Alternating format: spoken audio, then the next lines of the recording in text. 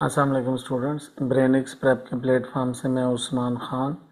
आज बेटा जी हम डिस्कस करेंगे नम्स 2025 के बायोलॉजी के एमसीक्यूज़। ये जो नम्स 2025 था बेटा, ये एज़ कम्पेयर टू 2024 इजी था और बहुत इजी था। और जैसा कि जितने भी स्टूडेंट्स जानते हैं कि हमेशा से आपको बताया गया कि ये जो नम्स हैं ये ज़्यादातर फेडरल बुक को फोकस करती है, और स्पेशली बायोलॉजी में जितने भी एमसीक्यूज आए हैं ये ज़्यादातर मोस्ट ऑफ देम जो है वो बायोलॉजी के जो बुक है उसमें से थे, फर्स्ट ईयर और सेकंड ईयर में से। उनके रेफरेंसेस भी आपको मैं दे सकता हूँ, लेकिन वीडियो लंबी ना हो जाए। जिन बच्चों ने ऑलरेडी बायोलॉजी की बुक की रीडिंग की थी या वो फेडरल बुक से ख़ास तौर पे पढ़े थे, उनको ये यकीनन सारे आंसर्स पता होंगे कि ये कहाँ से आए हैं। ठीक है, तो यहाँ पे हम लॉजिक के साथ एमसीक्यूज को डिस्कस करेंगे। हाँ, एक बात याद रखिएगा कि नम्स वैसे तो पहले कीज़ आपको नहीं देती, आपको जो आपके मार्क्स हैं वो आपकी मेल पे जो है वो शेयर कर दी जाते हैं। यहाँ पे जो आंसर डिस्कस किए जाएंगे वो बुक के रेफरेंस के मुताबिक होंगे, उसके आंसर्स बुक के रेफरेंस के मुताबिक होंगे। और जहाँ पे कोई ऐसा कंफ्यूजिंग एमसीक्यू होगा तो वहाँ पे अपनी जो राय है उसको इस्तेमाल करते हुए मैं आंसर यहाँ पे आपसे डिस्कस करूँगा। हाँ, नम्स इसमें क्या आंसर लगाती है, अब वो उसकी अपने जो क्वेश्चन बनाने वाला है उसने जो आंसर की दी है उसके ऊपर डिपेंड करता है। ठीक है, तो आए हम सबसे पहले डिस्कस करते हैं सबसे पहला एमसीक्यू। सबसे फर्स्ट एमसीक्यू क्या है, तो बेटा जी इसमें अगर आप देखें सबसे फर्स्ट एमसीक्यू है the primary purpose of photo system 2 in thylakoid membrane is. अब फोटो सिस्टम 2 आपको पता है ये लाइट रिएक्शन में यूज़ होता है, और photo system 2 non cyclic photophosphorylation में इन्वॉल्व होता है। और फोटो सिस्टम 2 क्या करता है वो हमने ढूंढना है, ये किससे लिंक है। तो अल्फा ऑप्शन आपके पास है बेटा जी सिंथेसिस ऑफ एटीपी। अब एटीपी की सिंथेसिस करता है साइटोक्रोम कम्प्लेक्स, जो कि इलेक्ट्रॉन ट्रांसपोर्ट चेन से लिंक होता है।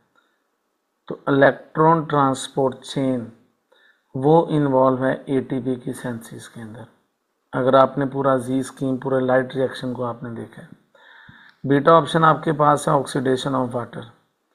वाटर की ऑक्सीडेशन हो सकती है क्योंकि आपको पता है ये जो फोटो सिस्टम 2 है ये एज अ इंजाइम के तौर पे काम करता है फोटोलाइसिस में।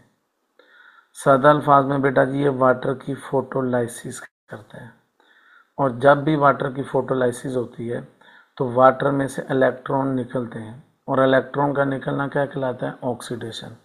तो जैसा कि आपने फोटोलाइसिस की इक्वेशन भी देखी होगी कि आप वाटर को ब्रेक करते हैं तो उससे 2 हाइड्रोजन आयन बनते हैं, 7 ऑक्सीजन का एटम बनता है जिसको आप O2 1/2 भी लिखते हैं, और उसके अलावा 7 2 इलेक्ट्रॉन रिलीज भी होते हैं।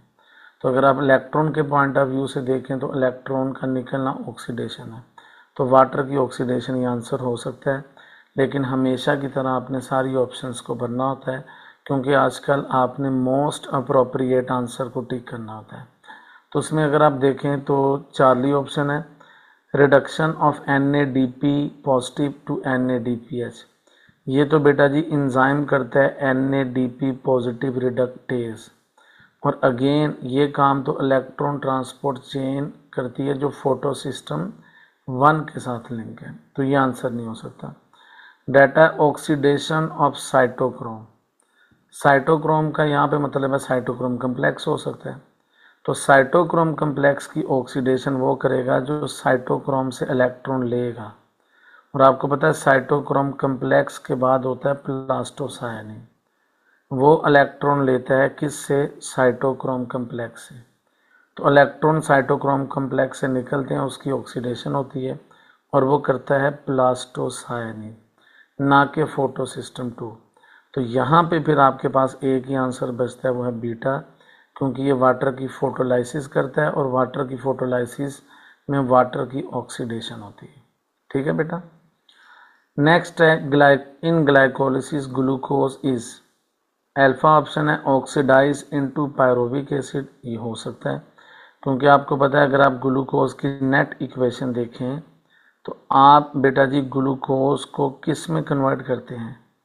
पायरोविक एसिड, 2 पायरोविक एसिड बनाते हैं और इस पायरोविक एसिड के दौरान बनने के दौरान 2 ATP और 2 NADPH भी बनते हैं, NADH बनते हैं। तो यहाँ पे NAD पॉजिटिव को आप कन्वर्ट करते हैं NADH2 के अंदर। तो बेटा जी ये हाइड्रोजन निकल रहे हैं, NAD पॉजिटिव हाइड्रोजन लेके NADH2 बना रहा है। अब किससे लेके बना रहा है? ग्लूकोज से। तो इसका मतलब है ग्लूकोज से हाइड्रोजन का रिमूवल हो रहा है, तो ये ऑक्सीडेशन हो रही है। तो ग्लाइकोलिसिस में हमेशा ग्लूकोज की ऑक्सीडेशन होगी और उससे जो हाइड्रोजन निकलेंगे उससे बेटा जी NADH बनेगा। तो ये आंसर आपके पास हो सकता है। अगेन हम सारी ऑप्शंस को पढ़ेंगे। रिड्यूस इनटू पायरोवेट, ये गलत है। ब्रोकन डाउन इनटू G3P, अगर ये लिखा होता ना इन प्रिपरेटरी फेज ऑफ ग्लूकोज या इन प्रिपरेटरी फेज ऑफ ग्लाइकोलिसिस, तो फिर आप शायद इसमें कहते हैं कि ग्लूकोज को हम ब्रेक करके ग्लिसरॉल्डिहाइड 3 फास्फेट बनाते हैं, लेकिन एज अ नेट इक्वेशन में ये आंसर नहीं आएगा। And reduce to NADPH, NADPH बेटा जी फोटोसेंसिस में यूज़ होते हैं, रेस्पिरेशन में NADH यूज़ होते हैं। तो यहाँ पे फिर आपके पास आंसर अगेन अल्फा है कि glucose is oxidise into pyruvic acid. ठीक है बेटा। नेक्स्ट क्वेश्चन नंबर 3 है कि the final electron acceptor in respiratory electron transport chain in mitochondria is. Final electron acceptor कौन होता है? तो ये क्रिस्टल क्लियर आंसर है बेटा जी, ये ऑक्सीजन है। अगर आप electron transport chain of mitochondria, मतलब आप रेस्पिरेटरी चेन जिसे आप कहते हैं, अगर आप इसकी इलेक्ट्रॉन ट्रांसपोर्ट चेन को देखें तो इसमें बेटा जी सबसे एंड पे आता है ऑक्सीजन, और यही ऑक्सीजन इलेक्ट्रॉन को एक्सेप्ट करता है और साथ हाइड्रोजन आयन को कंबाइन करके वाटर बनाता है। तो इसलिए बेटा जी इसका आंसर आपके पास होगा डेल्टा। MCQ नंबर 4 है, water is present in all living system as a universal solvent because of. मैं हमेशा से बच्चों को कहता रहा हूँ कि जब भी आप स्टेटमेंट पढ़ें तो उसमें कीवर्ड्स को लाजमी ढूंढें, क्योंकि वो कीवर्ड आपका आंसर होता है। ठीक है, वो एक भी हो सकते हैं, वो 1 से 2 भी हो सकते हैं, लेकिन आपने अगर उसको टाइमली पहचान लिया तो आपके लिए ईजी हो जाएगा MCQ को आंसर को मार्क करना। अब वो कह रहा है जी water is present in living system, वो तो हमें पता है, लेकिन वो एज अ यूनिवर्सल सॉल्वेंट के तौर पे कैसे काम करेगा? तो बेटा जी ये हमेशा से बताया गया कि वाटर के MCQ उसकी इम्पोर्टेंस वाइज आते हैं। तो वाटर यूनिवर्सल सॉल्वेंट क्यों है? क्योंकि वो पोलर नेचर का है, उसकी पोलैरिटी हाई होती है। सबसे फर्स्ट जो आपके पास हेडिंग है ना वाटर की इम्पोर्टेंस की, वो यही है। It as a cohesive force, ये तो आपको पता है एसेंट ऑफ सैप में काम करता है। हाई हीट कैपेसिटी की वजह से वाटर करता है as a temperature stabiliser. High evaporation rate की वजह से बेटा जी वाटर एक्ट करता है एज अ कूलिंग एजेंट। तो यहाँ पे आंसर आपके पास बेटा जी बीटा। 5th है, which of the following sugar molecule are condensed to produce sucrose. Sucrose किससे बनती है बेटा जी? तो सुक्रोज बनती है आपके पास ग्लूकोज और फ्रुक्टोज से। आपके पास ये बड़ा क्रिस्टल क्लियर आंसर है। ग्लूकोज और गैलेक्टोज आपको पता है ये पाई जाती है लैक्टोज के अंदर। अगर आप इसको डिस्कस करें और अगर आप इसमें देखते हैं ग्लूकोज और ग्लूकोज, तो बेटा जी ग्लूकोज और ग्लूकोज पाई जाती है माल्टोज के अंदर। और अगर आप ग्लूकोज और फ्रुक्टोज 6 फास्फेट डायरेक्ट कहीं पे भी यूज़ नहीं होता। तो यहाँ पे आपके पास बेटा जी आंसर है बीटा। 6 है आपके पास, the integral property of lipid bilayer in cell membrane is due to. अब यहाँ पे एक वर्ड है इंटेग्रल प्रॉपर्टी, और किसकी? Lipid bilayer. मतलब फास्फोलिपिड बाइलेयर की इंटेग्रिटी को मेंटेन करने के लिए क्या चीज़ यूज़ होती है? तो जो बच्चों ने फेडरल बुक पढ़ी है आपको पता है ये वाटर की प्रॉपर्टी फेडरल बुक में लिखी हुई है, that is hydrophobic exclusion. Hydrophobic exclusion. अब हाइड्रोफोबिक एक्सक्लूजन किसे कहते हैं? ये होता है बेटा जी जब भी आप किसी हाइड्रोफोबिक मॉलिक्यूल जिस तरह लिपिड है, अगर आप इसको किस में ऐड करें, वाटर में, तो ये अपने सरफेस एरिया को रिड्यूस करते हैं। तो बेटा जी reduction in surface area of hydrophobic molecule is called hydrophobic exclusion. और इसकी वजह से ये प्रॉपर्टी वाटर की हेल्प करती है सेल मेम्ब्रेन की इंटेग्रिटी को क्या करने के लिए, मेंटेन करने के लिए। तो आपने यहाँ पे जो भी आंसर ढूंढना है वो हाइड्रोफोबिक एक्सक्लूजन से रिलेटेड ढूंढना है। तो इसमें आप देखें पहला ऑप्शन है reduction in contact area between water and lipid. तो आपको पता है यही एक अल्फा ऑप्शन है जो इसको एक्सप्लेन कर रहा है। आप बाकी ऑप्शन भी पढ़ें। तो इंक्रीज इन कॉन्टैक्ट एरिया वो तो आपको पता नहीं होता। पोलर इंट्रैक्शन ऑफ लिपिड वो तो ऑलमोस्ट नहीं पाई जाती लिपिड में, अगर आप नॉर्मली लिपिड की बात करें। आयोनाइजेशन ऑफ लिपिड ये भी उससे रिलेटेड नहीं है। तो इसलिए आपके पास बेटा जी इसका जो आंसर होगा वो है अल्फा। 7th MCQ की तरफ जाते हैं। ये वैसे पंजाब टेक्स्ट बुक से है, आपको पता है फेडरल बुक के अंदर नंबर ऑफ अमाइनो एसिड जो टोटल है उसका जिक्र नहीं। तो अगर आप इसको देखें तो वो कहता है जी 170 types of amino acids are found to occur in a cells. How many are involve in making protein. कितने हैं जो प्रोटीन बनाने में इन्वॉल्व होंगे। अब यहाँ पे थोड़ी सी कंफ्यूजन है, किसी बच्चे ने 25 लगाया, किसी ने 20 लगाया। अब 170 अमाइनो एसिड का जिक्र तो पंजाब टेक्स्ट बुक के अंदर है बेटा, और पंजाब टेक्स्ट बुक में 2 लाइंस और लिखी हुई हैं। वो ये लिखी हुई है कि 25 amino acids are constituent of proteins. अगर यहाँ पे एज इट इज़ यही स्टेटमेंट होती तो बेटा ये ज़्यादा बेटर होती। फिर उधर लिखा हुआ है most of proteins are made up of how many amino acid, वो है 20। तो ऐसे कुछ स्टेटमेंट आप जाके पंजाब बुक को पढ़ सकते हैं कि 25 amino acid are the constituent of protein and most of proteins are made up of amino acid. तो यहाँ पे मोस्ट की टर्म यूज़ नहीं की। तो अब ये ज़ाहिर बात है एग्जामिनर के ऊपर डिपेंड करता है क्या उसने अगर एग्जैक्ट बुक की लाइन को फॉलो करना है पंजाब टेक्स्ट बुक की तो फिर आप वहाँ पे 25 कह सकते हैं, लेकिन अगर फेडरल बुक में देखेंगे तो उसका आंसर 20 भी हो सकता है। ठीक है। 8 है the anticodon loop of transfer RNA that complement the messenger RNA।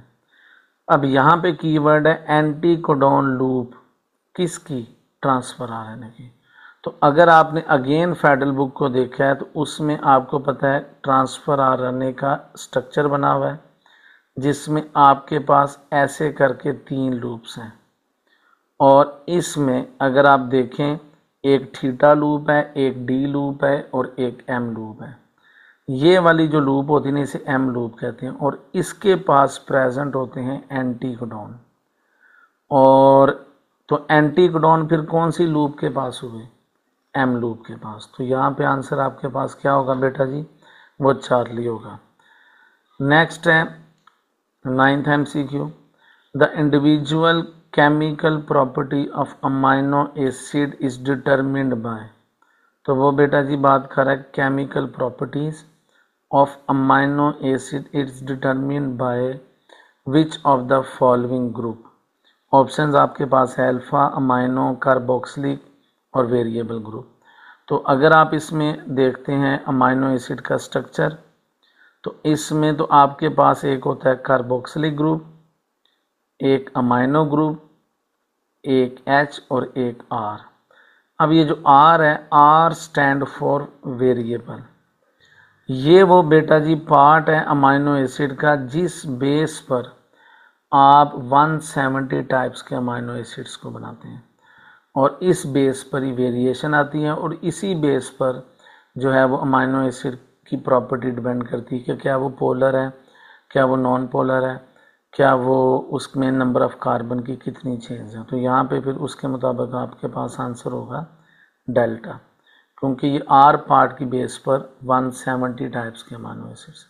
ठीक है, नेक्स्ट एमसीक्यू की तरफ बढ़ते हैं। Which of the following symptom of AIDS disappear after some times. अगर आप बेटा जी अगेन फेडरल बुक से आप डिस्कस करें इसको आप एड्स को, तो उसमें जो सिम्टम्स की बेस पर 3 स्टेजेस हैं। एसिम्टोमेटिक कैरियर है, एड्स रिलेटेड कम्प्लेक्स है, फुल ब्लोन एड्स है। तो उसमें लिखा हुआ है कि जो स्वलन लिम्फ नोड है ये जो है वो परसिस्टेंट नहीं रहते, ये कुछ अरसे के बाद डिसअपियर हो जाते हैं, लेकिन weight loss, loss of appetite, ये वायरस के इन्फेक्शन की वजह से ये कैरी ऑन चलते हैं। Next 11, gene linkage is confirmed by. अब जीन लिंकेज को कैसे कंफर्म किया जाता है। अब यहाँ पे बहुत सारे जो है वो आंसर्स बच्चे कुछ कहते हैं टेस्ट क्रॉस है, कुछ डायाब्रेड क्रॉस कहते हैं, कुछ बैक क्रॉस कहते हैं। तो अगर आप बुक को भी फॉलो करें, इसमें फिर एक और ऑप्शन भी ऐड करना चाहता है तो एग्जामिनर रेसिप्रोकल क्रॉस भी कर सकता था।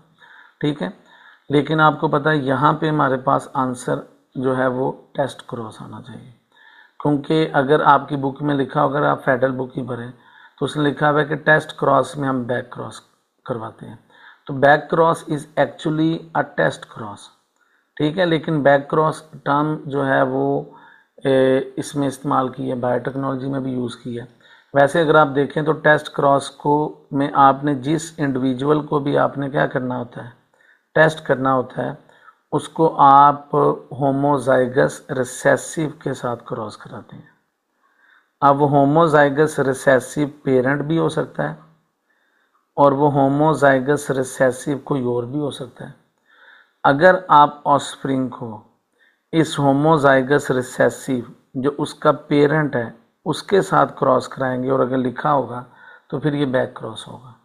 लेकिन अब हमें तो नहीं पता कि वो होमोजाइगस रिसेसिव हमेशा पेरेंट से ले, तो वो कोई और इंडिविजुअल भी हो सकता है। लेकिन एक बात हमें कंफर्म है कि जिसको भी हम टेस्ट करने जा रहे हैं वो होमोजाइगस रिसेसिव के साथ होगा और इसको जनरली हम टेस्ट क्रॉस कहते हैं। वैसे उसको अगर आप देखें ना, जिसने टी.एच. मॉर्गन जिसने सेक्स लिंकेज को आइडेंटिफाई किया था, उसने एक्चुअली रेसिप्रोकल क्रॉस कराने के बाद उसको कंफर्म हुआ था कि ये सेक्स लिंकेज है। ठीक है, और उसी से फिर ऑनवर्ड उसने जीन लिंकेज को भी लिंक किया इसके साथ। तो मेरे मुताबिक यहाँ पे आंसर टेस्ट क्रॉस है। हालांकि फेडरल बुक में लिखा हुआ है कि टेस्ट क्रॉस में बैक क्रॉस करवाते हैं। ठीक है, आगे MCQ number 12, which phylum develop the first true coelom. किस में सबसे पहले सीलम बनी। और अगेन जिन बच्चों ने आपने वीडियो देखी होगी एनिमीलिया की, एक मैंने क्विक रिवीजन करवाई थी, तो उसमें एक टेबल भी आपसे शेयर किया था, तो आप उस टेबल में भी देख सकते हैं कि सबसे पहले जो सीलम आई थी वो एनिलिडा के अंदर आई थी। प्लेटिहेल्मिन्थेस तो ए सीलोमेट थे, आर्थ्रोपोड सीलोमेट्स हैं, लेकिन वो एनिलिडा की एवोल्यूशन के बाद बने। और मोलस्का में भी सीलम है और ये भी बाद में आए थे, तो इसलिए सबसे पहले एनिलिडा के अंदर आए थे। खुशकिस्मती है बेटा नम्स वालों की कि उनको एनिमीलिया के जो एमसीक्यू वो बहुत ईजी आए। ठीक है, आगे एमसीक्यू नंबर 13 है, इन ह्यूमन मेमोरी स्टोरेज। अब जब एक वर्ड को अंडरलाइन करेंगे तो आपके पास बहुत सारी ऑप्शंस खुल जाएंगी आगे, लेकिन लिखा हुआ है फॉर बिहेवियर एंड कोऑर्डिनेशन। अब जहाँ पे वर्ड कोऑर्डिनेशन आ जाए तो मैं तमाम स्टूडेंट्स को बताता हूँ कि ब्रेन के तो मैंने सारे फंक्शन याद ही एक एक दो दो वर्ड्स की बेस पर करवाए हुए हैं। तो कोऑर्डिनेशन से लिंक एक ही ऑर्गन है, डैट इज सेरिबेलम। तो आपके पास बेटा जी आंसर होगा बीटा। 14 है, the process by which unwanted structure are engulf and digested within the lysosome. कौन सा प्रोसेस है जिसमें अनवांटेड स्ट्रक्चर मीन ऑर्गेनेलिस को खाया जाता है। और आप सबको पता है ये है ऑटोफेगी। कुछ बच्चे कंफ्यूज हो सकते हैं ऑटोलाइसिस में, लेकिन ऑटोलाइसिस में ऑर्गेनेलीज को नहीं खाया जाता, उसमें सेल डेथ होती है। ठीक है, वो याद रखिए।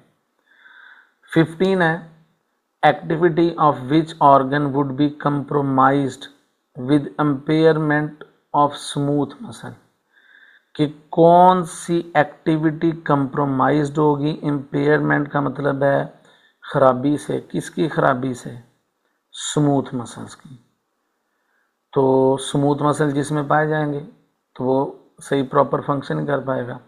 हार्ट में तो आपको पता है बेटा जी कार्डिक मसल्स होते हैं, एक ही जगह तो कार्डिक मसल्स होते हैं। लंग्स में स्मूथ मसल आप कह सकते हैं, हो सकते हैं, लेकिन आपको पता है लंग्स खुद इस काबिल नहीं है कि उसके पास इतने स्ट्रॉन्ग मसल हों कि वो कंट्रैक्ट और रिलैक्स करें। आपने पढ़ा होगा कि ये डायफ्राम और इंटरकोस्टल मसल के ऊपर डिपेंडेंट होता है। चलें इस ऑप्शन को हम अभी रख लेते हैं साथ। स्टमक में तो आपको पता है 3 लेयर्स हैं मसल्स की, लॉन्गिट्यूडनल, सर्कुलर और ऑब्लिक, ये तो आंसर हो सकता है। टंग आपको पता है आपकी ज़ुबान, मैं हमेशा बच्चों को कहता हूँ कि ये स्केलेटल मसल है, क्योंकि आपकी मर्ज़ी के मुताबिक चलती है और ये बोन्स के साथ अटैच होती है, तो इसमें तो स्केलेटल है। तो फिर यहाँ पे अगर आप देखें तो आप अगर हमेशा बेटा अगर कोई एक एमसीक्यू कंफ्यूज कर रहा हो ना और उसकी जगह पे आपको एक सॉलिड आंसर नज़र आ रहा हो तो आपने कंफ्यूज को चूज़ नहीं करना। अक्सर बच्चे कहते हैं जी मुझे लग रहा है कि यही होगा, मुझे लग रहा है कि यही होगा, तो ये पॉसिबिलिटी की बजाय आप सॉलिड आंसर की तरफ जाएं तो वो आपके पास चार्ली आंसर होगा। नेक्स्ट है बेटा आपके पास ions involve in synaptic transmission of nerve impulse. अब यहाँ पे भी ये जो क्वेश्चन है ना बेटा जी, इसके आंसर्स हर टीचर डिफरेंट वे में बता रहा है, विद अपनी लॉजिक आप कह सकते हैं। अब यहाँ पे एक है सिनेप्टिक ट्रांसमिशन, तो बड़ा अच्छा होता कि एग्जामिनर एक आयन देता तो वो बच्चे कैल्शियम लगाते हैं, और अगर स्टेटमेंट होती ions involve in synaptic transmission या एक्साइटेशन ऑफ नर्व इम्पल्स, तो फिर उसमें हम क्या लगाते?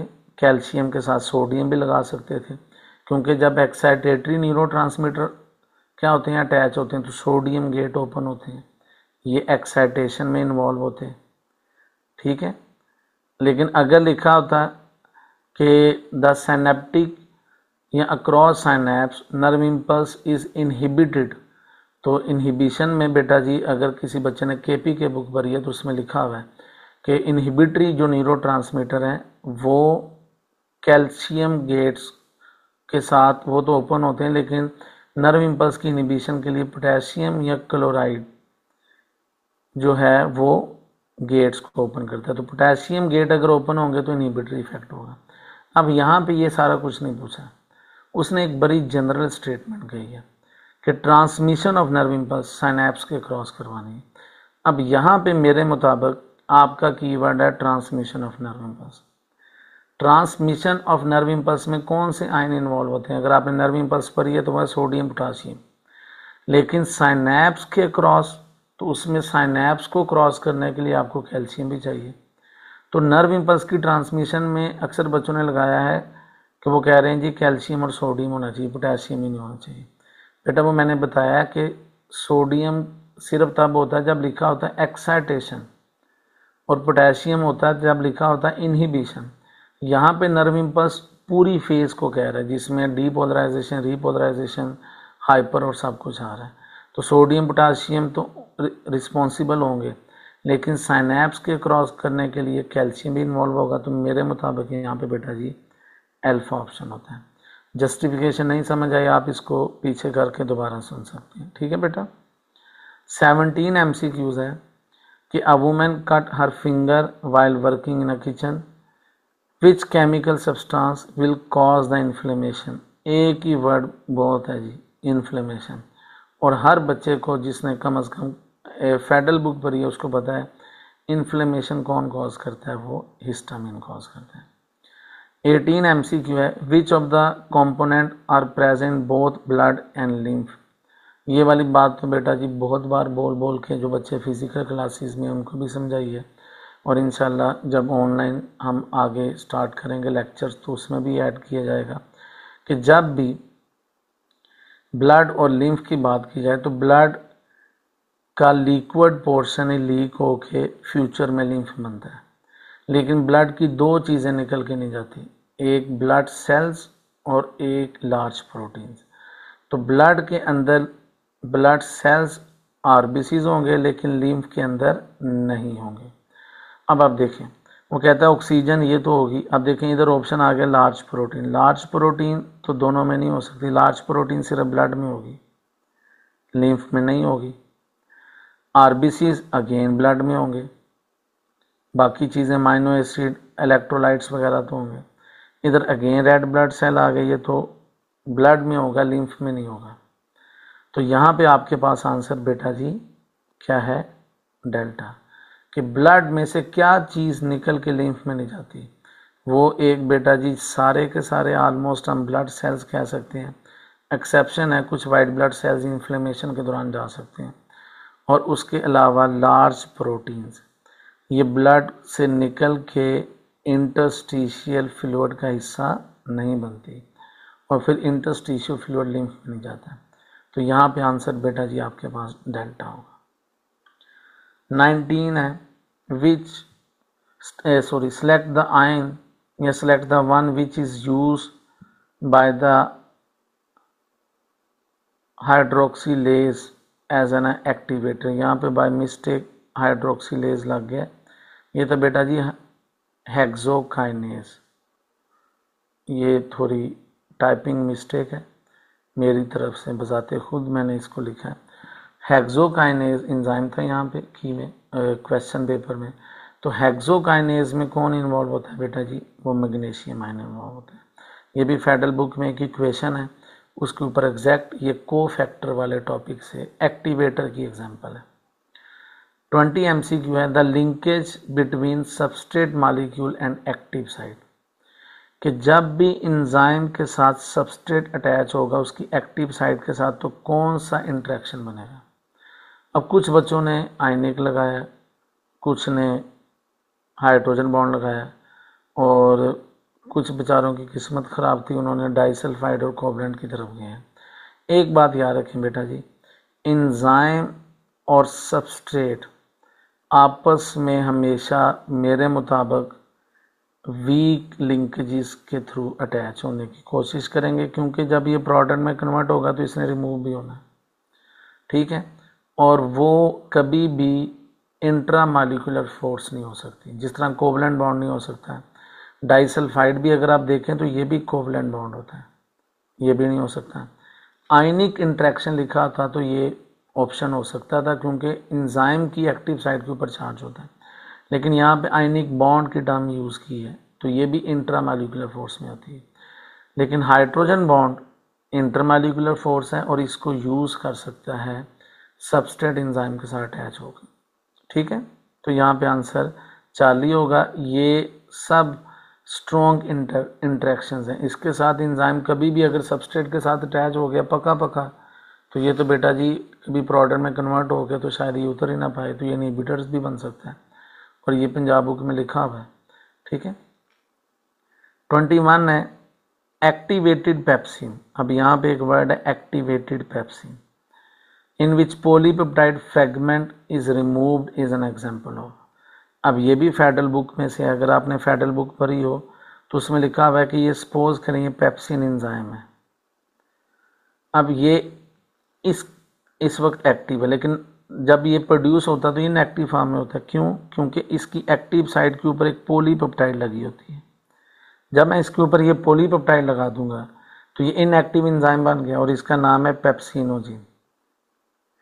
अब ये पेप्सिनोजिन है, और बेटा जी पेप्सिनोजिन इनएक्टिव और इनएक्टिव एंजाइम को कहते हैं एपो एंजाइम, लेकिन वो कह रहा है ये एक्टिवेटेड पेप्सिन है और इसका पॉलीपेप्टाइड फ्रेगमेंट जो अभी मैंने ग्रीन कलर का बनाया ये रिमूव कर दिया। रिमूव करने का मतलब यह है कि आपने इसको हटा दिया तो अब ये एक्टिव हो गया, और जब ये एक्टिव हो गया तो बेटा जी ये एंजाइम बन गया पेप्सिन। और एक्टिवेटेड एंजाइम के लिए टर्म इस्तेमाल करते हैं होलो एंजाइम, ठीक है। इनएक्टिव एंजाइम्स के लिए टर्म कौन सी यूज़ करेंगे, वो एपो एंजाइम।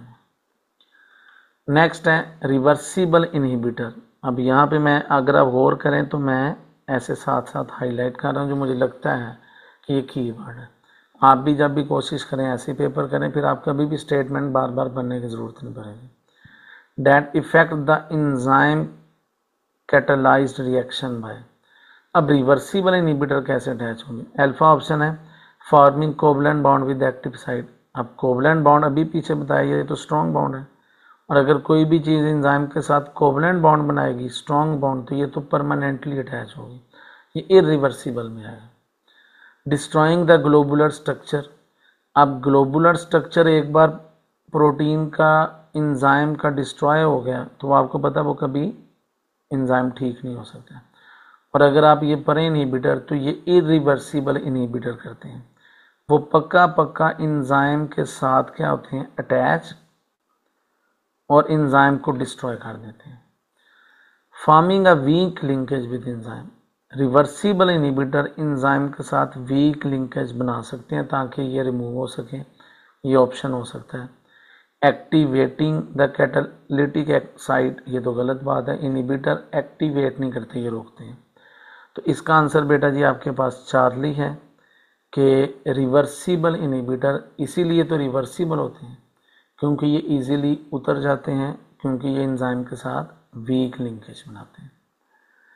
23 है बेटा, what is required medium for maximum activity of given enzyme. इसमें एक लाइपेज एंजाइम है और एक पेप्सिन एंजाइम है। पेप्सिन का तो आप सबको पता है, वो एसिडिक नेचर में काम करता है, एसिडिक पीएच में, तो ये पेप्सिन एसिडिक एक ये ऑप्शन लिखी हुई है और पेप्सिन एसिडिक एक ये ऑप्शन लिखी हुई है। और लाइपेज एंजाइम ये पैंक्रियाटिक लाइपेज है, ये पंजाब बुक में एक टेबल है एंजाइम की पीएच लिखी हुई है, वहाँ से है, वो ऑलमोस्ट 9 पे काम करता है और वो बेसिक है। तो लाइपेज की बेसिक होती है, तो वो यहाँ पे ये चार्ली ऑप्शन आ जाएगा। 24 है, what distinguish the concept of special creation from the concept of evolution. अब इसको ज़रा गौर से देखिएगा, जब भी स्टेटमेंट आए ना तो उसमें जो चीज़ पहले जिस तरह कहते हैं जी what distinguish concept of special creation, कि कौन सी चीज़ स्पेशल क्रिएशन को मुख्तलिफ रखती है किस से, कंसेप्ट ऑफ एवोल्यूशन से। अब ऐसी स्टेटमेंट में आपने इसका फीचर ढूंढना, ये याद रखिए, ये बहुत सारे बच्चे ऐसे एमसीक्यू गलत करते हैं। अगर स्टेटमेंट ऐसी होती कि what distinguish the evolution from the concept of special creation, तो फिर आंसर कोई और होता है। जब भी ऐसा सवाल है कि वो कह रहा है जी स्पेशल क्रिएशन क्यों मुख्तलिफ है, कि कौन सा पॉइंट है जो इसको डिफरेंट रखता है एवोल्यूशन से, तो आपने इसका पॉइंट ढूंढना। अब देखें, life is not a product of sudden creative act, evolution कहती है बिल्कुल ठीक है कि एवोल्यूशन तो ये कहती है कि अचानक सब कुछ नहीं हुआ, आहिस्ता आहिस्ता ये चेंज हुआ, तो ये तो एवोल्यूशन के हक में बेटा, ये स्पेशल क्रिएशन के हक में नहीं है। थ्योरी ऑफ स्पेशल क्रिएशन ये है कि एक स्पेशल फोर्स है जो हमारे मुताबिक तो अल्लाह ताला की ज़ात है कि जिसने हर इंडिविजुअल को इसी फॉर्म में बनाया, ठीक है, उसमें एवोल्यूशन नहीं हुई। अब नेक्स्ट है unicellular prokaryotes might be the life ancestor. अब इसके मुताबिक वो कह रहा है जी प्रोकैरियोट्स इंसेस्टर है, तो यूकैरियोट डिसेंडेंट हुए, तो इसके मुताबिक ये पॉइंट कह रहा है जी प्रोकैरियोट्स इंसेस्टर होते थे और इसी से यूकैरियोट्स बने। अब चेंज आया, तो अब एवोल्यूशन कह रही है कि चेंज आता है, तो ये वाला पॉइंट चेंज को शो कर रहा है। अभी मैं कुछ बच्चों को उस दिन बता रहा था कि एवोल्यूशन चेंज को कहते हैं, तो आपने ये देखना है हर वो स्टेटमेंट जिसमें चेंज का जिक्र है वो आंसर नहीं हो सकता, क्योंकि हमने तो किसका पॉइंट ढूंढना है, स्पेशल क्रिएशन का। ये मैंने ज़हन में रखा हुआ है कि मैंने जब स्टेटमेंट पढ़ी मैंने इसके हक में पॉइंट ढूंढना है। Rely on inspiration and meditation for life origin, ये फेडरल बुक की लाइन है। अब इसका मीनिंग क्या है, मीनिंग अगर आप देखें तो वो कहता है जी जो लाइफ है वो इंस्पायरेशन मतलब डिवाइन एक टर्म यूज़ होती है, मतलब एक स्पेशल फोर्स, एक स्पिरिचुअल फोर्स उसके ऊपर डिपेंड करती है और ओरिजिन ऑफ लाइफ उसी से हुआ है। ये असल में इसका आंसर है। तो इसका आंसर बेटा जी आपके पास बेटा जी क्या होगा, ये चार्ली आंसर होगा कि यही आंसर है, और ये भी पॉइंट एवोल्यूशन को शो करता है। ठीक है, नेक्स्ट चलते हैं। Which of the following idea is a part of Lamarckism. Lamarckism के आपको पता है मेरे मुताबिक और आप सबके मुताबिक 2 पॉइंट थे। एक था use and dish use of organ, और दूसरा था इनहेरिटेंस ऑफ एक्वायर्ड कैरेक्टरिस्टिक। तो यहाँ पे बेटा जी use and dish use of ऑर्गन, ये सर्वाइवल ऑफ द फिटेस्ट, ये तो डार्विन डिस्कस करते हैं। ओरिजिन ऑफ स्पीशी, ये भी डार्विन है, डार्विन की थ्योरी को ओरिजिन ऑफ न्यू स्पीशीज़ को कहते हैं। और वेरिएशन एक जनरल टर्म उसमें यूज़ की है, वो तो वेरिएशन बेटा जी वैसे अगर आप कहें तो वो जेनेटिक्स से रिलेटेड है। तो वेरिएशन डार्विन कहता था कि प्रोग्रेसिव वेरिएशंस आती हैं, तो हम ये कह सकते हैं डार्विन से रिलेटेड है। 26 है choose the correct pair of homology. Homology का मतलब क्या होता है? होमोलॉगी का मतलब होता है सेम स्ट्रक्चर, फंक्शन डिफरेंट हो सकता है।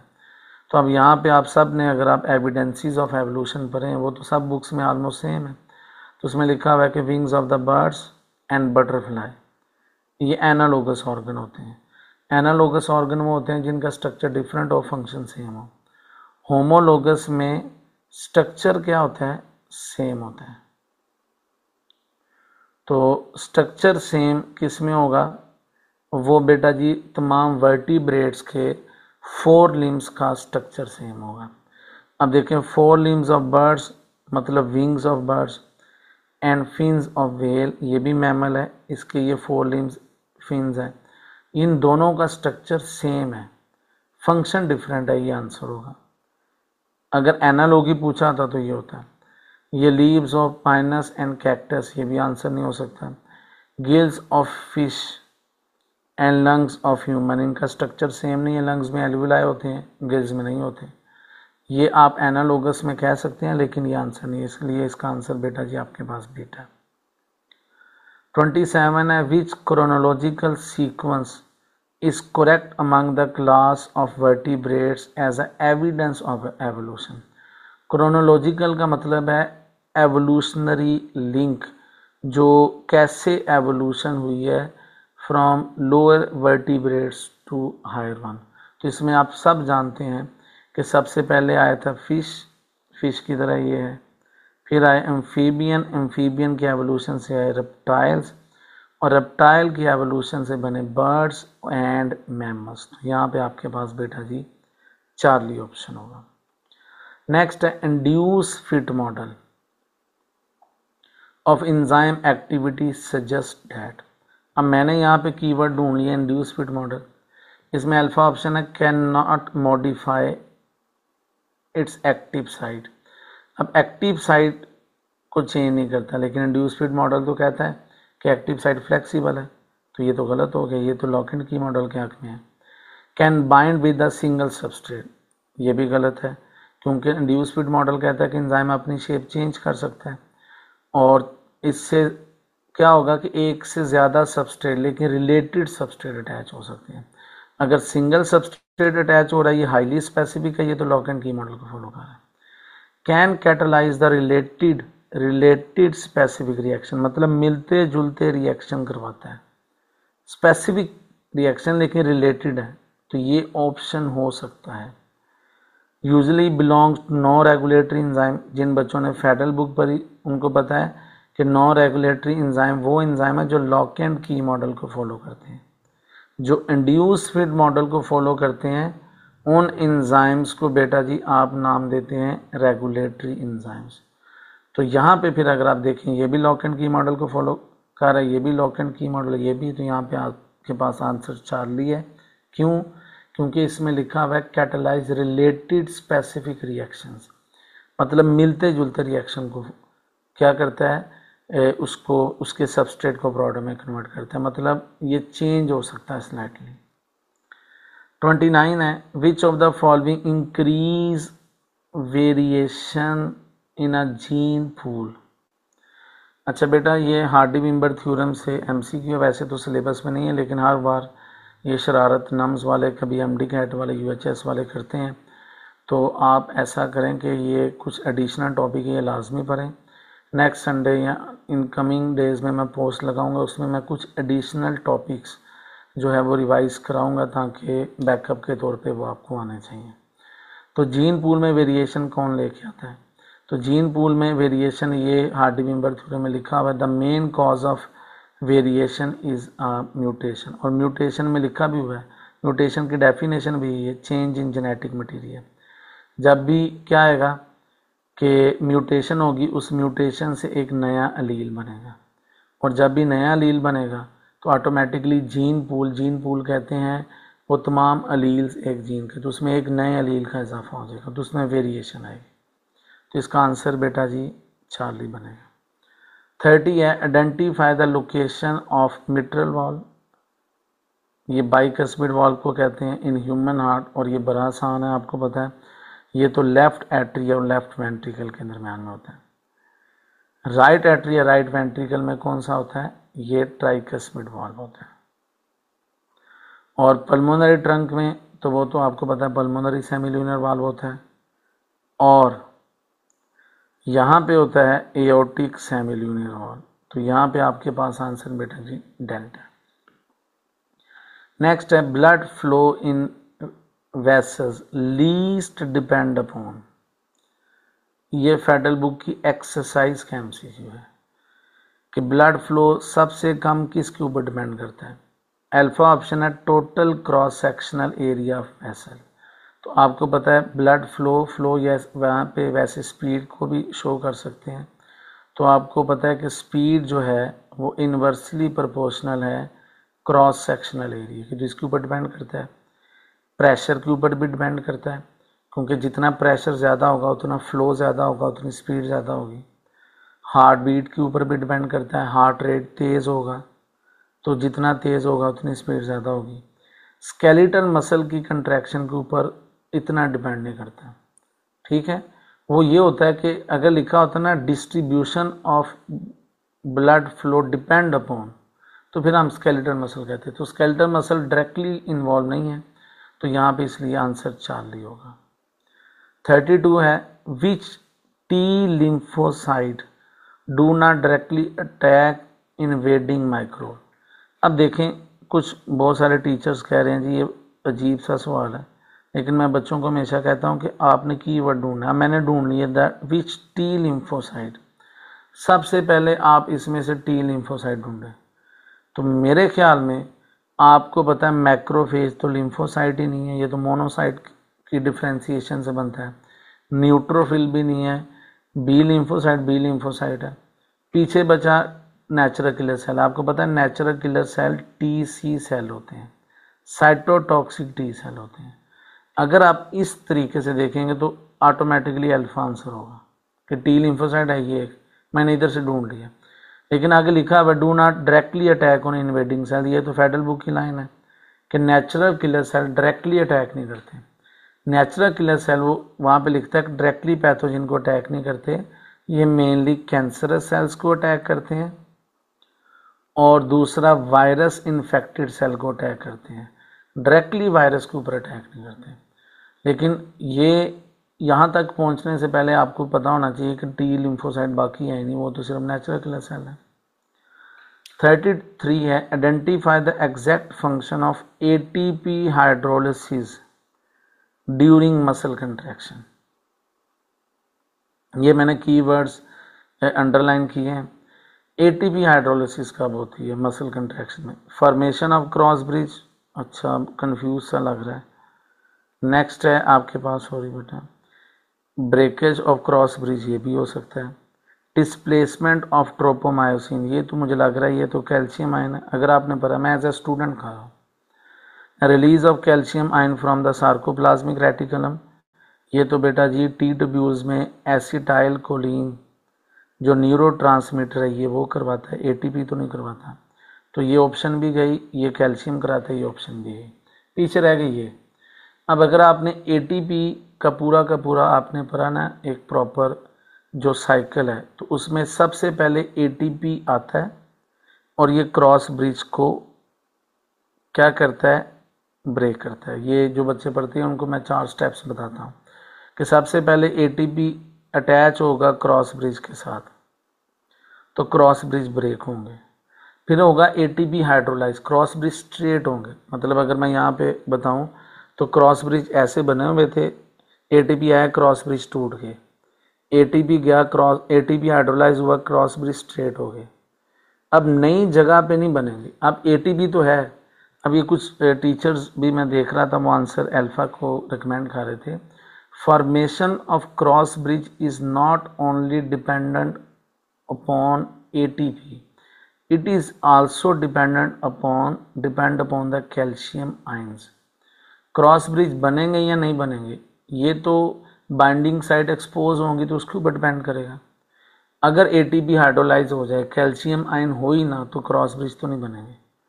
तो यहाँ पे क्रॉस ब्रिज बनने के लिए 2 चीज़ें चाहिए, एटीपी और कैल्शियम आयन, ताकि बाइंडिंग साइट एक्सपोज हो। फिर यहाँ पे हम रिकमेंड, मैं तो यही कहूँगा कि यहाँ पे ऐसी सिचुएशन नेक्स्ट टाइम हो तो बीटा ऑप्शन जो है वो क्या करें, टिक करें, क्योंकि एटीपी का आना क्रॉस ब्रिज को तोड़ता है और वो हाइड्रोलाइज भी हो जाते हैं, फिर वो अपनी ओरिजिनल स्टेट में रहते हैं। अब नई जगह पे क्रॉस ब्रिज कब बनेंगे, जब कैल्शियम आयन होगा, बाइंडिंग साइट एक्सपोज होगी। तो मोस्ट प्रेफरेबल आंसर आपके पास यहाँ पे बीटा है। और अगेन बेटा जी ये फेडरल बुक में लिखा भी हुआ है, आप वहाँ पे जाके लाइन पढ़ सकते हैं। नेक्स्ट है choose the mismatch, again confusing MCQ, हर एक ने अपने अपने तरीके से किया और फेडरल बोर्ड वाले ने इसके बारे में ऐसा सच तो कोई इस तरह की स्टेटमेंट नहीं है। अब जो की है नम्स वो क्या करता है, लेकिन मैं अपना पॉइंट ऑफ व्यू आपके साथ शेयर करता हूँ कि एसिटाइलकोलिन, कुछ बच्चे कहते हैं न्यूरोट्रांसमीटर या गैस्ट्रिन हार्मोन है, तो ये तो नहीं हो सकता, मिसमैच है। एक सेंस ये है, लेकिन एक सेंस में ये मैच्ड भी है। अगर आप डाइजेस्टिव सिस्टम को देखें, दोनों स्टमक में प्रोड्यूस होते हैं, दोनों स्टमक की गैस्ट्रिक एक्सक्रीशन को एनहांस करते हैं, इस लिहाज से मैच है। कंफ्यूजिंग, एंटेरोकाइनेज एंजाइम है, लाइपेज एंजाइम है, इस लिहाज से ये ठीक है, दोनों मैच कर रहे हैं। लेकिन लाइपेज डाइजेशन करता है, ये एक्टिवेशन करता है, इस लिहाज से ये क्या है, ये मैच नहीं कर रहे। कंफ्यूजिंग, क्या करें, अगर आप ऐसे ना छोड़ते जाए करें स्टेटमेंट। इमल्सिफिकेशन फैट ड्रॉपलेट्स की होती है, ये तो कंफ्यूजिंग नहीं है, ठीक है। काइलोमाइक्रोन कोलेस्ट्रॉल और कार्बोहाइड्रेट्स बनते हैं, ये तो गलत है। काइलोमाइक्रोन बनते हैं कोलेस्ट्रॉल एंड अमाइनो एसिड से। अब देखें ये कंफ्यूजिंग, ये हमें पता है ये आंसर नहीं हो सकता, ये हमें पक्का पता है कि ये रिलेटेड ही नहीं है, तो क्यों फिर आप बेटा कंफ्यूजिंग आंसर की तरफ जाते हैं, जब आपको सॉलिड आंसर है आपके पास कि chylomicron is made up of cholesterol plus amino acid, इसमें कार्बोहाइड्रेट नहीं आने चाहिए, तो ये मिसमैच है। तो यहाँ पे आंसर यही लगाएंगे, ठीक है। 35 है विच protein is present in wall of alveoli. तो एल्वुलाई में आपने पढ़ा होगा, फेडरल बुक में भी लिखा हुआ कोलेजन एंड इलास्टिन प्रोटीन होती है। Crystal clear answer alpha option आपके पास। नेक्स्ट है which of the following act as a enzyme activator in human digestive system. कौन है जो दूसरों एंजाइम्स को एक्टिवेट करता है। रिप्सिन तो एंजाइम है, ये खुद ही एक्टिव फॉर्म में होता है। एंटेरोकाइनेज अगर मैंने पढ़ा हुआ अच्छे से तो मुझे पता है और आपको भी पता होना चाहिए कि ये ट्रिप्सिनोजिन, किसको, ट्रिप्सिनोजिन को किस में कन्वर्ट करता है बेटा जी, ट्रिप्सिन के अंदर, ये एक्टिवेटर है। पेप्सिनोजिन खुद एंजाइम है, इसको एक्टिवेट करने वाला होगा तो वो HCl होगा। ट्रिप्सिनोजिन नहीं है, ट्रिप्सिन होता है तो शायद वो काइमोट्रिप्सिन को एक्टिवेट करता है, तो बीटा आंसर आपके पास।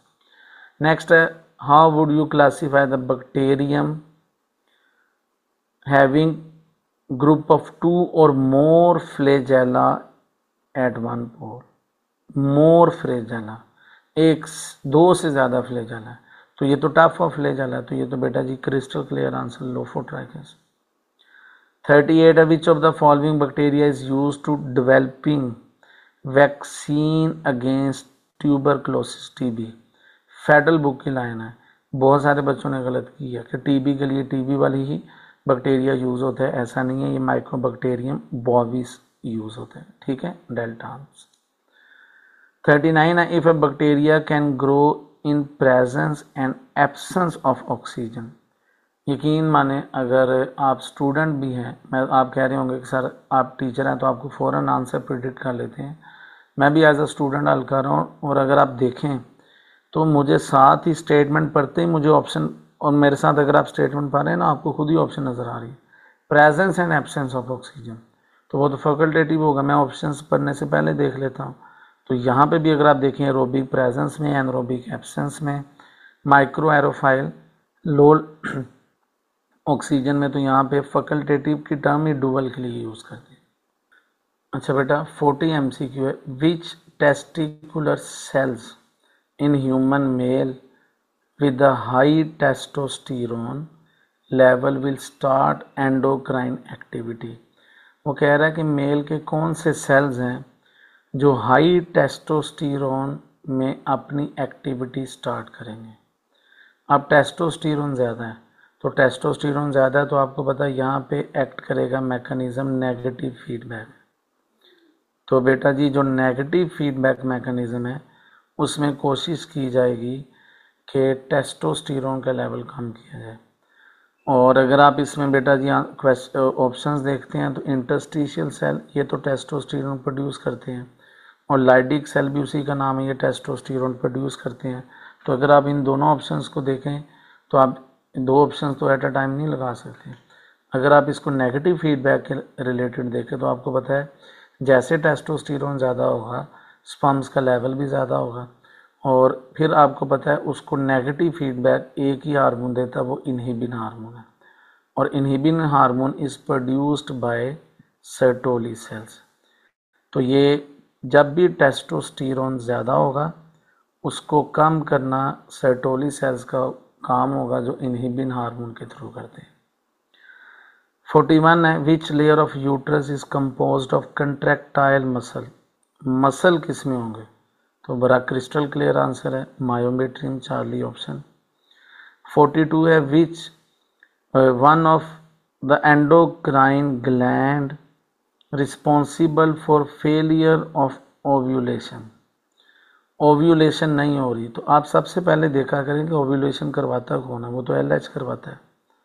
और LH हार्मोन कहाँ से प्रोड्यूस होता है बेटा जी, वो पिट्यूटरी ग्लैंड से प्रोड्यूस होता है। तो पिट्यूटरी ग्लैंड LH अगर कम बनाएगा तो ओव्यूलेशन नहीं होगी। तो यहाँ पे पिट्यूटरी ग्लैंड कहाँ पे आंसर है, ये अल्फा आंसर है। प्लेसेंटा फेलियर टू ओव्यूलेशन को में इनडायरेक्ट रोल प्ले करता है कि प्लेसेंटा प्रोजेस्टेरोन बनाएगा, वो प्रोजेस्टेरोन LH को रोकेगा, तो फिर भी LH ही तो रिस्पॉन्सिबल होगा ना। तो इसलिए आपने प्लेसेंटा की तरफ नहीं जाना है, ये पिट्यूटरी ग्लैंड की तरफ जाना है, क्योंकि पिट्यूटरी ग्लैंड ही LH प्रोड्यूस करते हैं। नेक्स्ट है the reason behind the slow healing of cartilage. Cartilage slow heal क्यों होती है भाई, ये आपकी बुक में फेडरल बुक में हो या पंजाब बुक में, फेडरल बुक में वैसे टेबल बना हुआ है कि ब्लड वेसल्स नहीं होती, absence of minerals in matrix ये रिलेटेड नहीं है, नर्वस सप्लाई का इससे कोई लिंक नहीं है, ब्लड सप्लाई का है। यही तो फ़र्क है कि बोन में ब्लड वेसल्स ब्लड सप्लाई होती है लेकिन कार्टिलेज के अंदर नहीं होती, इसलिए उसका हीलिंग प्रोसेस स्लो होता है। Axon in sarcomere consist of, ये अगर आपने सार्कोमेयर का प्रॉपर आपने अगर स्ट्रक्चर देखा तो इसमें अगर आपने अच्छे से समझा तो आपको पता है ऐसे थिक फिलामेंट होता है, और थिक फिलामेंट की साइडों पे बेटा जी क्या होते हैं, थिन फिलामेंट होते हैं। अगर मैं बनाऊँ ये थिक है तो थिक की साइडों पे ये थिन फिलामेंट होते हैं, और जहाँ पे से थिक फिलामेंट स्टार्ट होता है और जहाँ पे एंड होता है इस एरिया को कहते हैं ए बैंड। लेकिन एच जोन किसे कहते हैं, ये दरमियान वाला रीजन जहाँ पे सिर्फ थिक फिलामेंट है, इस एरिया को बेटा जी एच जोन कहते हैं। तो जहाँ पे सिर्फ क्या होगा, थिक, और थिक फिलामेंट किससे बनते हैं, मायोसिन प्रोटीन से, इसलिए इसका answer myosin, only myosin filament होगा। अगर देखें protein supporting the myosin filament, वो तो एम लाइन बनाते हैं। मायोसिन ओवरलैप बाय एक्टिन, ये तो कॉर्नर्स पे है। मायोसिन ओवरलैप बाय एक्टिन, ये तो ए बैंड में आएगा, एच जोन में नहीं आएगा। ओनली एक्टिन फिलामेंट, ये तो बेटा जी आई बैंड होगा। एक्टिन का मतलब है थिन फिलामेंट, ये तो आई बैंड में होगा। ये एम लाइन होगी और ये ए बैंड के अंदर आएगा। और एच जोन में सिर्फ बेटा जी मायोसिन या थिक फिलामेंट होते हैं। 45 है, which cell is most important to cause bone resorption. बड़ा ही आसान एमसीक्यू है, बोन सेल में से हमेशा एमसीक्यू आता है। और आपको पता है बोन बनाने वाले ओस्टियोब्लास्ट, मैच्योर बोन के पास ओस्टियोसाइट्स, फाइब्रोब्लास्ट, ये कॉन्ड्रोब्लास्ट है, ये कार्टिलेज बनाने वाले सेल्स हैं। ये आपने बोन रिपेयर में इनका नाम सुना होगा। लेकिन ओस्टियोक्लास्ट बोन डिसॉल्विंग या बोन रिजॉर्प्शन वाले सेल्स होते हैं। नेक्स्ट है the phenomena of gene linkage rejects. Gene linkage किस कंसेप्ट को रिजेक्ट करता है?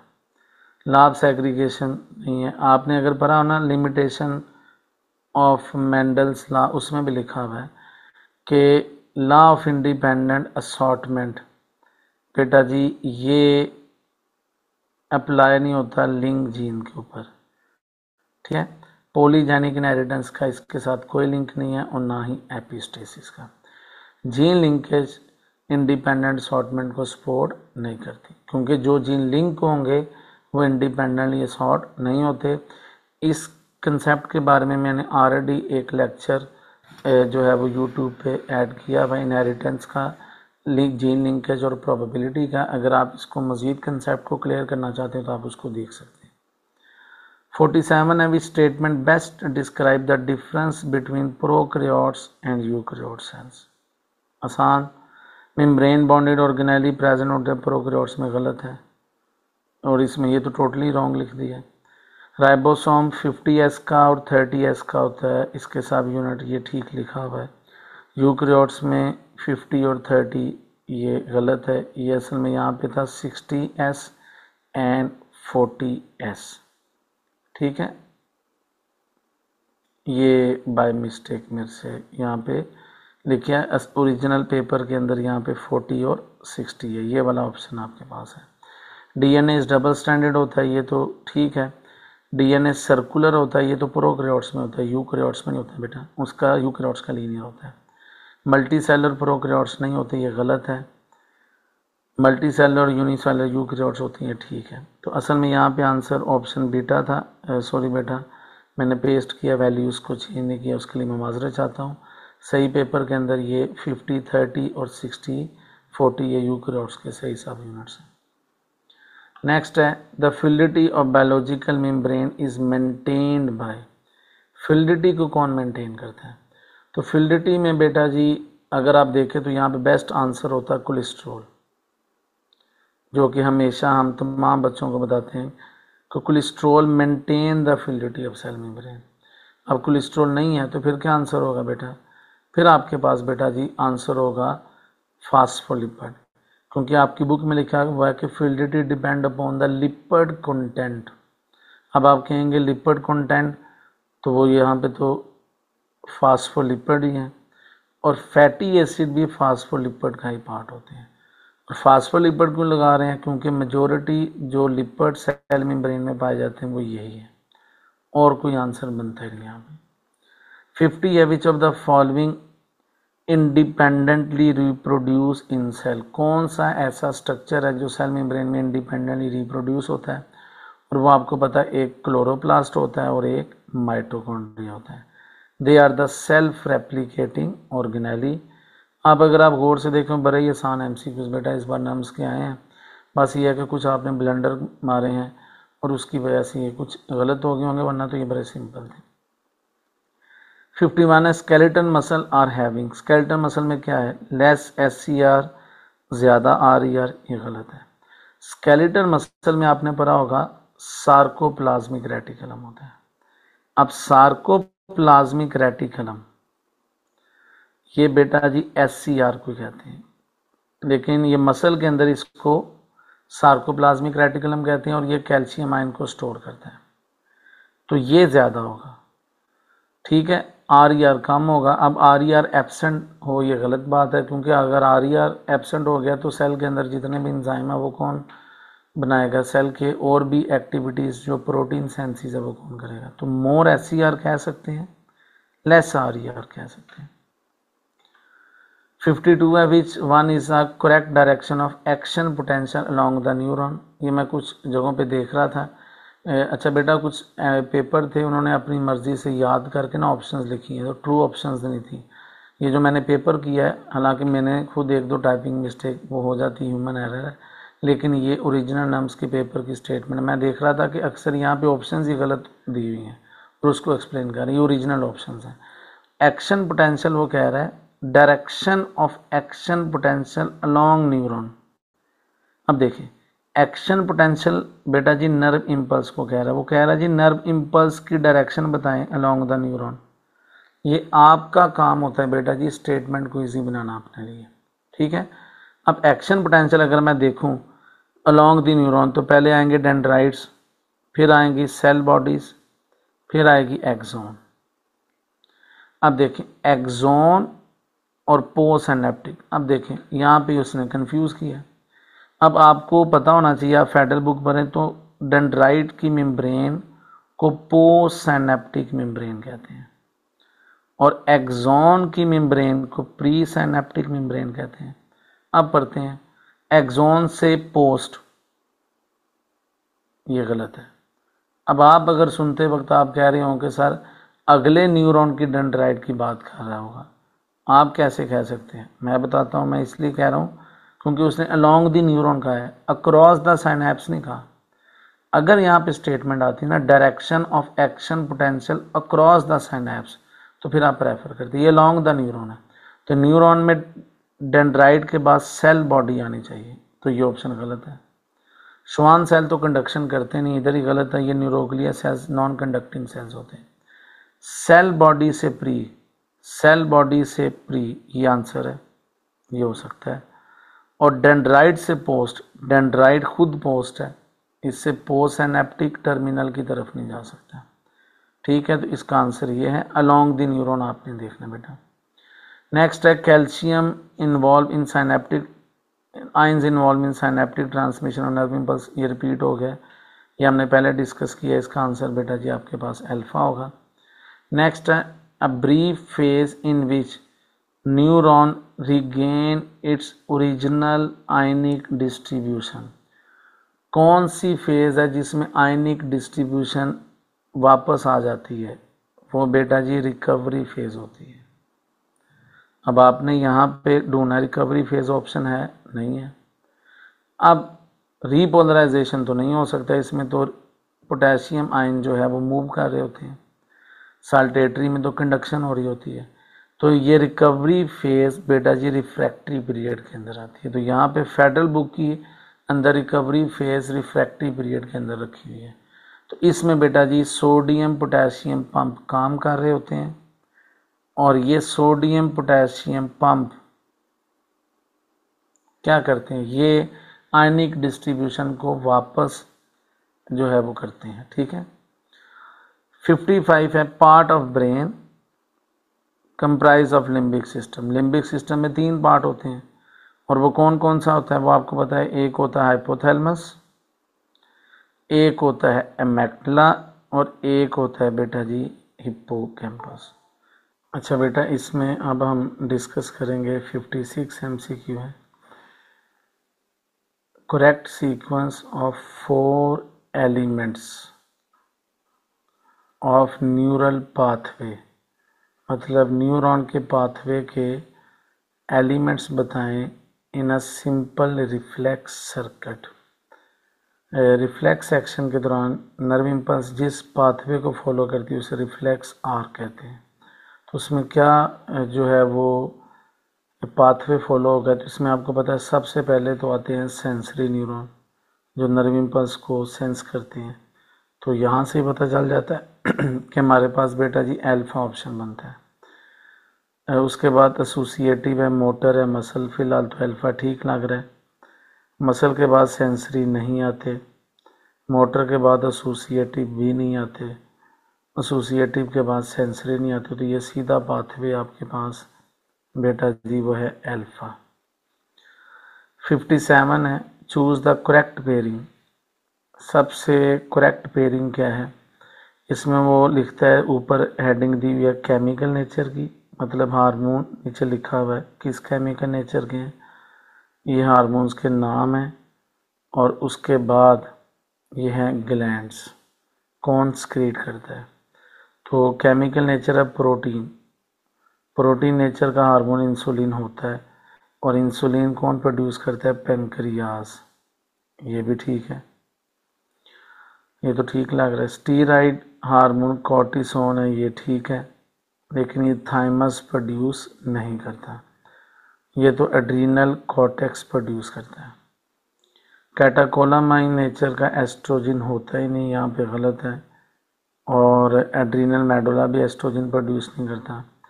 अमाइनो एसिड डेरिवेटिव थायरोक्सिन कह सकते हैं, लेकिन ये पैराथायराइड प्रोड्यूस नहीं करता, तो यहाँ पे आपके पास बेटा ये आंसर होगा अल्फा। नेक्स्ट है the main function of Golgi complex. Golgi complex का मेन फंक्शन क्या है, लिपोजेनेसिस, लिपोजेनेसिस का मतलब है लिपिड की सिंथेसिस, तो ये तो बेटा SCR करता है। प्रोटीन सिंथेसिस ये RER करता है। Packing and processing of cell secretion ये गोल्जी कम्प्लेक्स करता है, और डिटॉक्सिफिकेशन बेटा जी SCR करता है। 58 है, which invertebrate have exceptionally large and complex brain with highly developed capabilities to learn and remember, और ये बेटा जी ऑक्टोपस है, या आप एनिमीलिया चैप्टर पढ़ेंगे उसमें ये लिखा हुआ। 59 है, concentration of sodium and potassium ion during the resting membrane potential. Sodium आपको पता है बाहर 10 टाइम ज़्यादा होता है, और अंदर पोटेशियम 30 टाइम ज़्यादा होता है, अल्फा ऑप्शन है।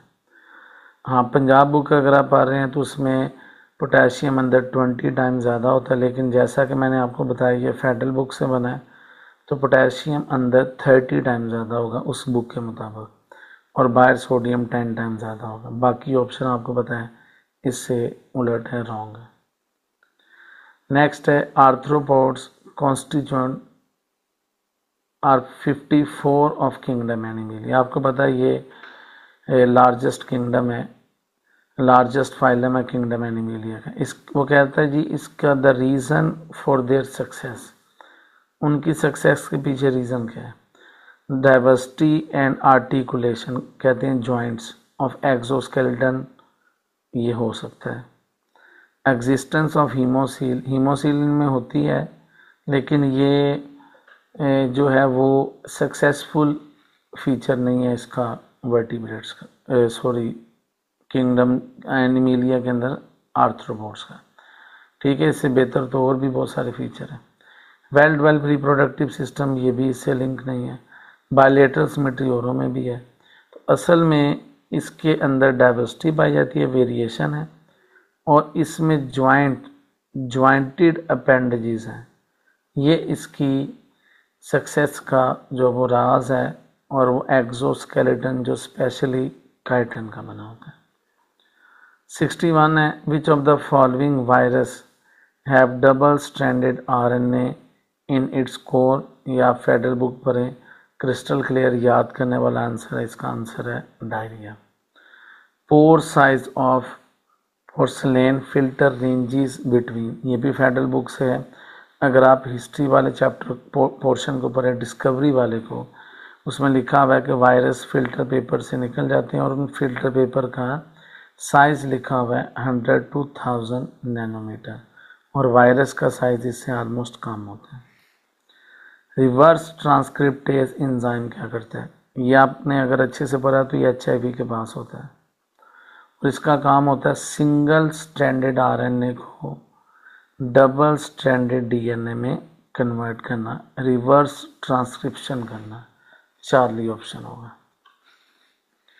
Next, identify the organic compound that combine with phosphatidic acid to form lecithin.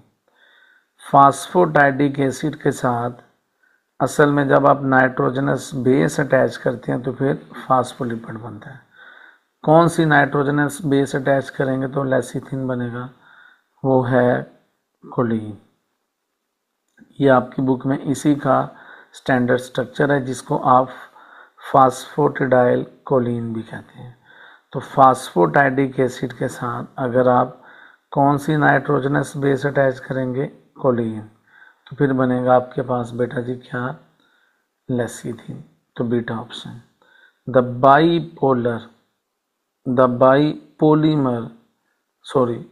बायोपोलीमर that make the fungal cell wall. फंजाई की सेल वॉल कौन बनाता है, तो बड़ा आंसर है बेटा जी आसान, वो है काइटिन। तो ये बेटा जी आपके पास नम्स 2025 के एमसीक्यूज थे, ये स्टेटमेंट्स, और ये जो आपके पास बेटा जी ऑप्शंस हैं ये नम्स वाले ही हैं। अच्छा, इसको आप बेटा जी जाने से पहले ज़रूर सब्सक्राइब कीजिएगा। और अगर आपकी आइंदा कोई भी एमडी कैट क्लास से क्यूरी है, कोई क्वेश्चन है, कुछ आप डिस्कस करना चाहते हैं बायोलॉजी के हवाले से, तो इसमें हमने अपना व्हाट्सएप नंबर भी ऐड कर दिया ब्रेनिक्स प्रेप का, तो आप उससे रब्ता कर सकते हैं। आपको 24/7 जो है वो सपोर्ट मिलेगी।